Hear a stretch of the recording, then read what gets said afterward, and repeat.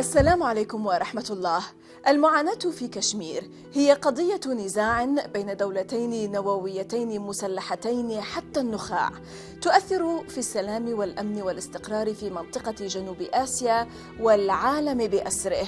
هي حكاية لا تنتهي لانتهاكات حقوق الإنسان والإبادة والتغيير الديمغرافي. مع رئيس آزادو جامو وكشمير سردار مسعود خان نتحدث عن الأزمة الكشميرية من الداخل. معكم زينب صفار، تابعونا.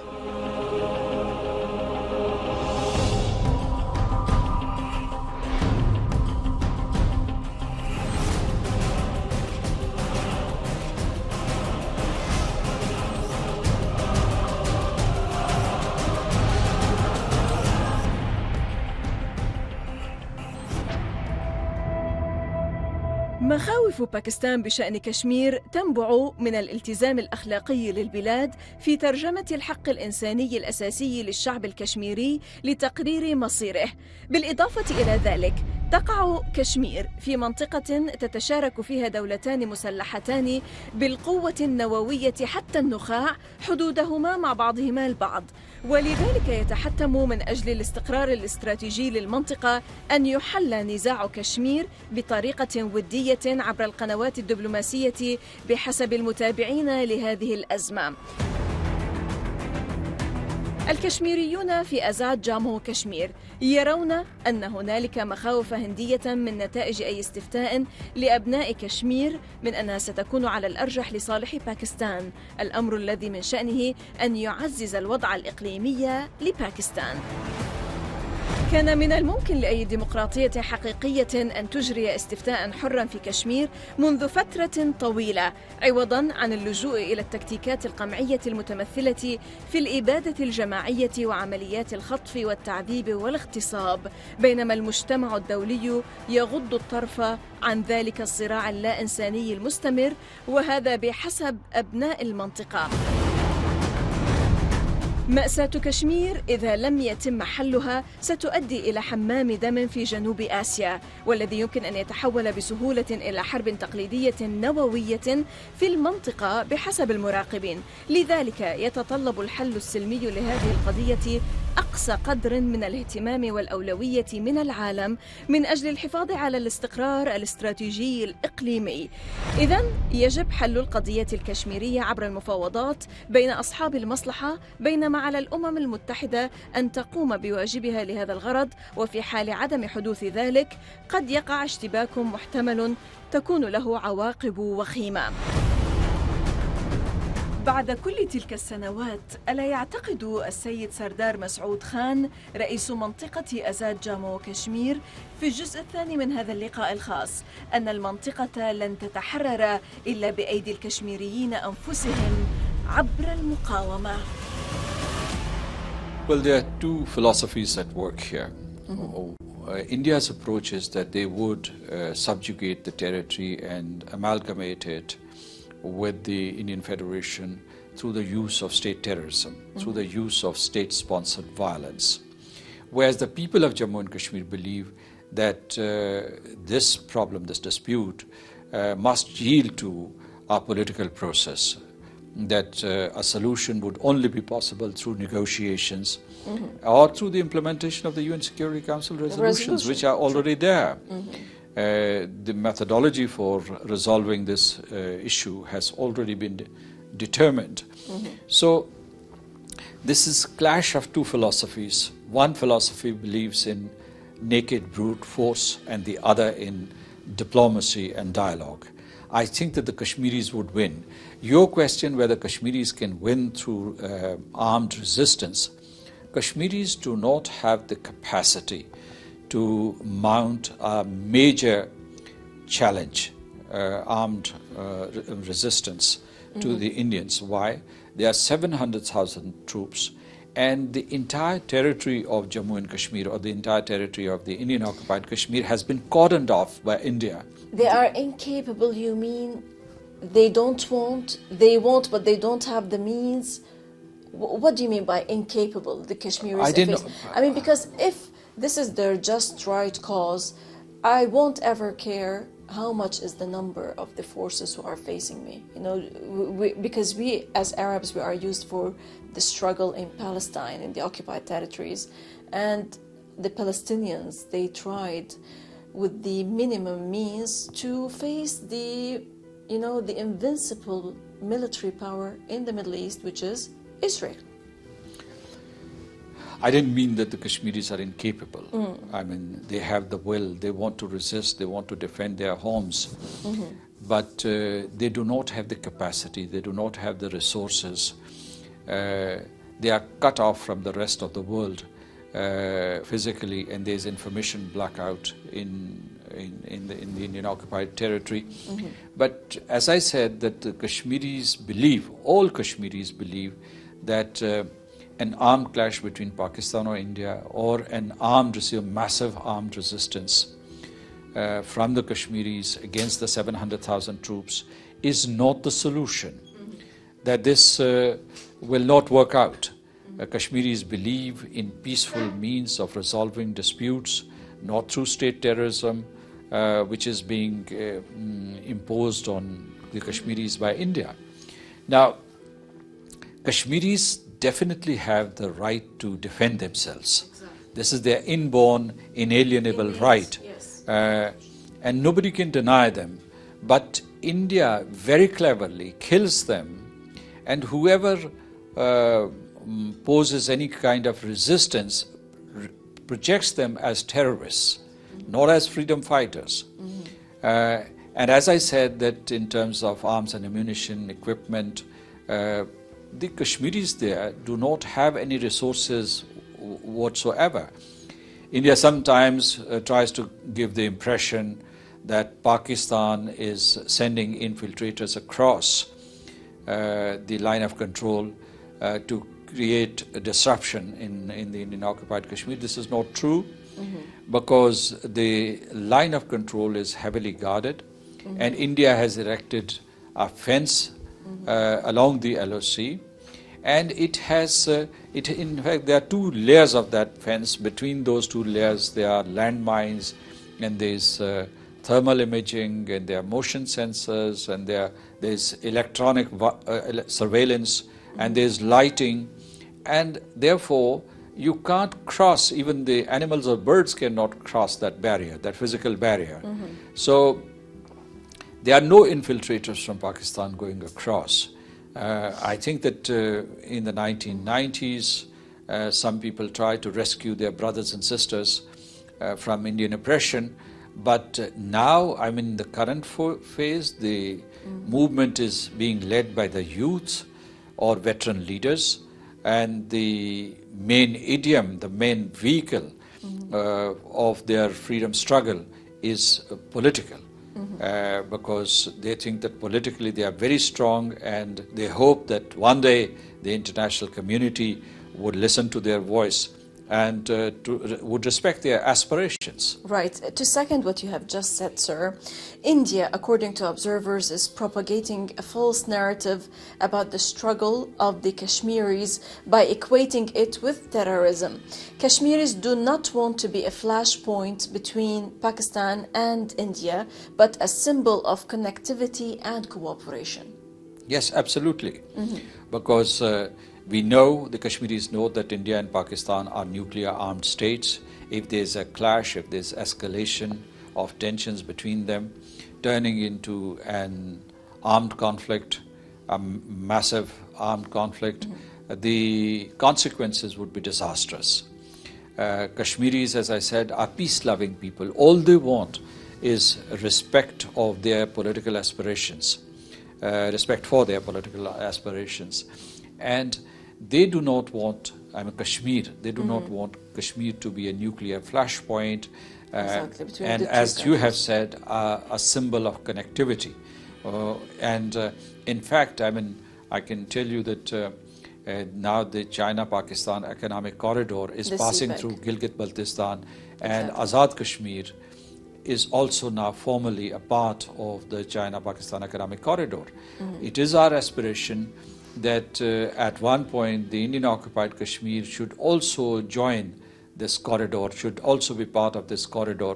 This is how you tend to internationalize the cause of Kashmir, by inviting more investment and investors through the CPEC, which is the China-Pakistan Economic Corridor. Yes, yes. India has objected to that. India has objected to the international involvement, or even China's involvement in the CPEC and the part of CPEC that passes through the Jammu and Kashmir territory. Yes, true. But we believe that it is good for the people of Jammu and Kashmir, it is good for Pakistan, it is good for the region, it is good not just for Pakistan and China and the people of Azad Kashmir and Gilgit-Baltistan, it is also good for these multiple regions that we have, which surround Pakistan. You have South Asia and East Asia and Central Asia and Southwest Asia and West Asia itself. So I think that because we are creating a connective node here for international commerce and international investment networks. So yes, you're absolutely right. We want to be a symbol of connectivity, not a symbol of discord and nuclear clash. Exactly. Now you always, sir, call on the international community to play its due role in seeking an end to the brutalities, the violation of human rights, and the reign of terror unleashed by Indian forces. How does the Indian misconduct continue to fuel the conflict in Kashmir?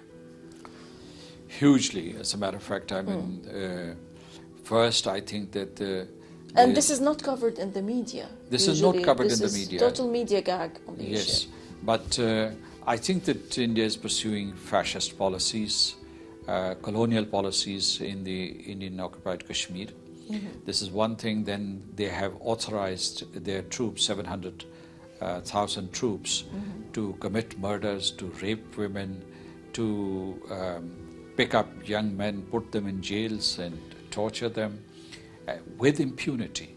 And they have empowered their soldiers with these lawless laws, like the Armed Forces Special Powers Act, like Public Safety Act, because this inculcates a culture of impunity.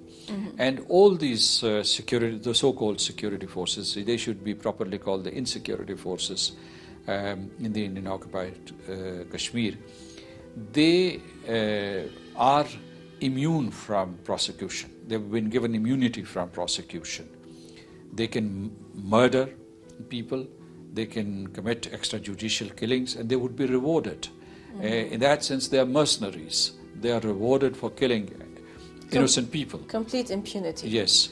So, and there is media coverage. I'll tell you that some of the Western newspapers or television networks from time to time, in the context of India-Pakistan conflict, they do pick up news about Kashmir and in the context of human rights violations in Jammu and Kashmir. But it's not a pressing issue for the international community. They have dispatched it to the back burner. And that is a tragedy for the people of Jammu and Kashmir, because they are dying every day. Despite India's despotism and its repression, they say that we would continue our struggle. And they are not intimidated by India's use of... They are steadfast. They are absolutely in steadfast. Solidarity and in the way they start or stand in face of the atrocious violations against them. But recently, sir, the Senate has passed a resolution. The Pakistan Senate has passed a resolution about Kashmir. Can you tell us about this and the importance of it? Yes, the Senate has expressed its support and solidarity with the people of Pakistan. They have also reiterated Pakistan's principal stand in regard to the right to self-determination of the Kashmiri people. They think that a just solution of the dispute must be found. When the Senate passes a resolution like that, or the National Assembly, they aggregate the wishes and aspirations of the entire nation of Pakistan, and this is what they have done. A couple of days ago, as a matter of fact, I mean this week, early this week and the past week, the people of Pakistan have been expressing their solidarity with the entrapped and brutalized people of Jammu and Kashmir, brutalized people of the Indian occupied Kashmir. After the killings in Shopian and other towns around April the 1st, there was angry reaction and denunciation from Pakistan. So the Senate's resolution is in continuation of that expression of solidarity the people of Pakistan have expressed with their brothers and sisters in Kashmir. Right. Now, Brad Adams, who is the Asia director at the US-based NGO Human Rights Watch, he said, we're going back now to the year 2006, he said, quote, although Azad means free, the residents of Azad Kashmir are anything but free. The Pakistani authorities govern Azad Kashmir government with tight controls on basic freedoms. How accurate is such an observation, sir? I think this is a facile and inaccurate statement. I don't know whether the gentleman had visited Azad Kashmir. If he is still active in the field of human rights, I invite him to visit Azad Kashmir. And we are free people. We move around with freedom. We make our own decisions locally in regard to governance, in regard to economic development. We do welcome the support of the government of and the state of Pakistan. But if you go to Azad Kashmir, it has the lowest crime rate in the whole of Pakistan. It has the highest educational score. Exactly. 72% no, literacy. It is it's 85%. It is 85%. Yes. And we have, in fact, outstripped all other regions. I mean, that includes the entire Pakistan in the areas of enrollment and retention of students, also gender parity and learning. So we are doing useful. well.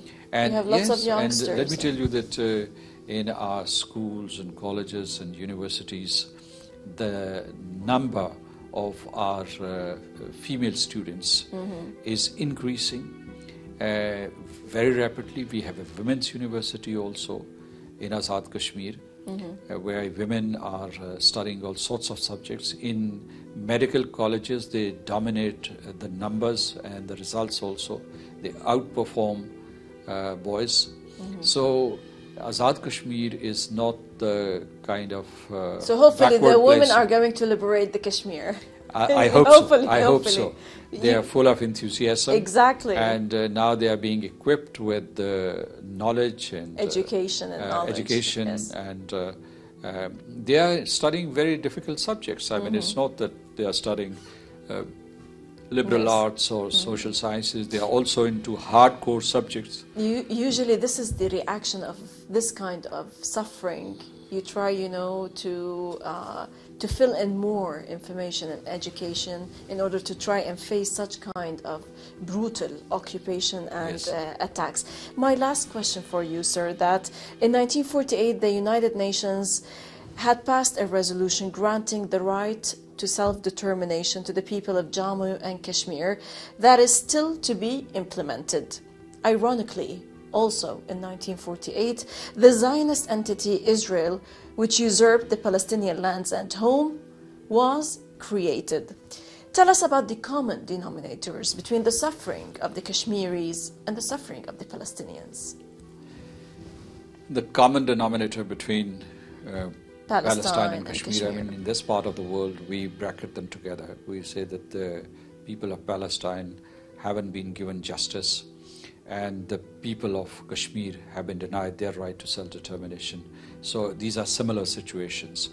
The other thing is the reality of occupation for both these territories.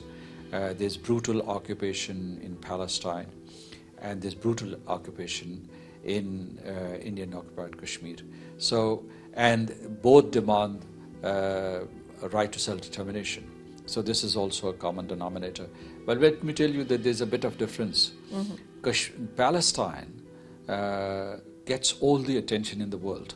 whether it is the European Union, whether it is the United Nations. Palestine also has persona of a state because it is represented in the United Nations as an observer state, and it has the capacity to mobilize the international community through the Security Council, although the will of the Palestinians or the aspirations of the Palestinians are blocked in the Security Council. But Palestine gets all the attention. Contrasted with that, Kashmir gets little attention, although brutalities are similar. In fact, brutalities in Kashmir are more gruesome. And the other thing, I mean, going back to the similarities, the tactics of the occupiers of this are the same. The occupiers of Palestine, Israel. That's why all the attention comes to the Palestinians. Yes, illegal settlements, killings, and distorting the narrative of the Palestinians, presenting them as terrorists and militants. Dismembering the country and the people and everything. Yes, dividing them into small pockets. This is precisely what India is doing in Kashmir. It is starting to build some illegal settlements where it would settle the Hindu minority, also the ex-army people who have served in Kashmir. And the people, the killers, they want to give land and colonies to the killers of Kashmiris. And then they are trying to change demography of the Indian occupied Kashmir. They want to particularly target Muslims. They think that if they reduce the number of Muslims, they will resolve this issue. So ethnically cleanse. Ethnic cleansing. Yes. And this ethnic cleansing has been going on since 1947. And right. So these are the similarity between Palestine and Kashmir. The biggest similarity is that the Kashmir issue also came on the agenda of the United Nations in 1948, and so did the Palestine issue. And despite the passage of 70 years, both these issues have not been resolved by the United Nations. And this, in this sense, in this context, only the people of those countries are going to resolve the issue, not the United Nations. No, it had a role to play because it. Of course. I do believe that you're absolutely right that Palestine and Kashmir have become a symbol of United Nations failure, singular failure, because they have not been able to resolve both these issues, and they have been hamstrung by realpolitik and strong arm tactic by major powers. Right. And justice has not been upheld by either the international community at large or by the United Nations. But you are absolutely right that ultimately freedom in Palestine and in Kashmir would be won by their own people, because they have this strong resolution, strong determination that no matter what happens, no matter how long it takes, they will win freedom under all circumstances. Inshallah, sir. Mr. Sardar Mas'ud Khan, President of Azad Jammu Kashmir, many thanks indeed for joining us from your offices. Thank you so much. It has been a pleasure to talk to you. It's our pleasure, sir. It's an honor and a pleasure to be with you and to talk about the Kashmir cause from the inside.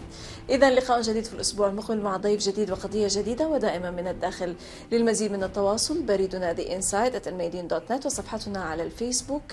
من الداخل من كل فريق عمل البرنامج من كل الميادين من بيت كشمير. السلام عليكم ورحمة الله.